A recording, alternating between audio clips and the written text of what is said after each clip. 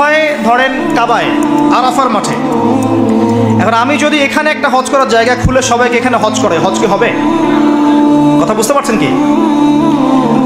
রমাদানের সম রাখতে হয় রমাদান মাসে। আমরা যদি মনে করি না রমাদানের সাথে শাবান শাওয়াল তিনটাই রাখতে হবে, কুরবানি করতে হয় ঈদুল আজহায়, আমি যদি এটাকে রমজানের ঈদে করি হবে? আমার কথা কি বুঝতে পারছেন? আচ্ছা, ওই যে নামাজের এক্সাম্পল দিলাম, নামাজ পড়তে হয় ফজরের 2 ফরজগুলো, জোহরের 4, আসরের 4, মাগরিব 3, এশার 4। আমরা যদি এখানে 2 রাকাত করে বাড়িয়ে দেই, দিয়ে বলি যে ভালো কাজ করলে কি সমস্যা হবে?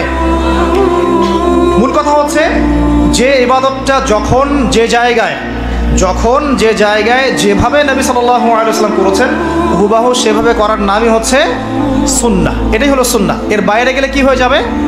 বেদাত হয়ে যাবে। আমরা খুব দুঃখের সাথে লক্ষ্য করেছি, পত্রপত্রিকায় এসেছে মানবাধিকার কর্মী, নারী আন্দোলনের কর্মী মাইক পেলে বড় বড় ভাষণ দেয়, আপনারা কর্মীদের সাথে ভালো আচরণ করবেন, কাজের মেয়েদের সাথে ভালো আচরণ করবেন, কিন্তু ওদের বাড়িতে এই কাজের মেয়েরা নির্যাতিত হয়, চিল্লায় বলেন ঠিক কিনা? আহা, পত্রিকার রিপোর্ট দেখে অবাক লাগে। খুন্তি দিয়ে চুলায় লোহা গরম করে পিঠে শেক মেরেছে, এরকম আছে না নাই? বিশ্বনবী সাল্লাল্লাহু আলাইহি সাল্লাম বলেছেন, খবরদার কিয়ামতের দিন তাদের বিরুদ্ধে আল্লাহ মামলা দায়ের করবে। আমরা যেন কখনো আমাদের অধীনস্থ কর্মচারীদের সাথে খারাপ আচরণ না করি। আল্লাহ তুমি তৌফিক দাও, আমরা পড়ি আমিন। মানুষ আসলে তার ইবাদত দিয়েও যে জান্নাতে যাবে আর তার অপরাধ এড়িয়ে চলা থেকেও যে মানুষ জাহান্নাম থেকে মুক্তি পাবে তা নয়।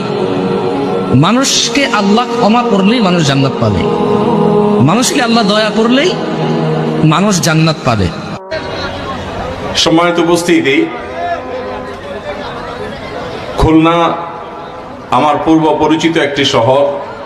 খুলনা দারুল উলুমে আমি ইফতা পড়েছি, ফতোয়া বিভাগে পড়াশোনা করেছি। সেই সময় এই খুলনা শহরে আমার একটি বছর অতিবাহিত করার সৌভাগ্য অর্জিত হয়েছে। দীর্ঘ অনেক বছর পর আবারও খুলনা আসার তৌফিক হয়েছে। আমার আসাতিজা একরাম বেশিরভাগই এখনো বহালে আছেন এবং সেই স্মৃতি আমার এখনো আছে একেবারে তরতাজা। তো খুলনার এই মাহফিলে দীর্ঘ সময় কথা বলা দরকার, কিন্তু আমাদের হাতে সময় যেহেতু কম, আমরা মাগরিবের আগ পর্যন্ত গুরুত্বপূর্ণ একটি বিষয় নিয়ে কিছু কথা আরজ করার পর আপনাদের বিভিন্ন প্রশ্নগুলোর উত্তর আমরা ইনশাআল্লাহ এখানে মাগরিবের সালাত আদায় করি। মাগরিবের পর আমরা ইনশাআল্লাহ প্রশ্ন উত্তর দেব। আপনারা থাকবেন তো ইনশাআল্লাহ? মুসআব বিন উমাইর, বিখ্যাত সাহাবী, তরুণ সাহাবী, দায়ী মানুষ, এত দামি পারফিউম ইউজ করতেন, এটা এখনকার লাখ টাকা কোটি টাকার দাম হবে। বিত্তশালী পরিবারের, এই যে বিত্তশালী পরিবারের সন্তানরা শোনেন, আপনারা তো বাইক দাবড়ায় বেড়ান, গাড়ি ড্রাইভ করে বেড়ান, মাঝখানে অ্যাক্সিডেন্ট করে দেন, কেসও খান না, বাপের টাকা আছে পার পেয়ে যান, ইয়াবা খান, তারপরে গিয়ে মেয়ে নিয়ে ফুর্তি করেন, জেনা নিত্য নৈমিত্তিক ব্যাপার। একটা মেয়েকে পিছনে উঠান, 7 দিন ঘোরেন, আবার চেঞ্জ করেন, 7 দিন পর আরেকটা নেন। অনেকে মনে করে আমি যাকাত দেই, আমি মনে হয় দয়া করছি, আমি মনে হয় করুণা করছি। আচ্ছা, যারা গরিব ওরা যদি যাকাত না নেয় ওর সমস্যা আছে?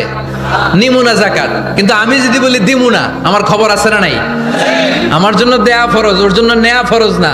তাই আমি দিয়ে করুণা করিনি, ও আমার কাছ থেকে যাকাত নিয়ে জাহান্নামের আগুন থেকে আমাকে বাঁচিয়ে ও আমাকে দয়া দেখিয়েছে।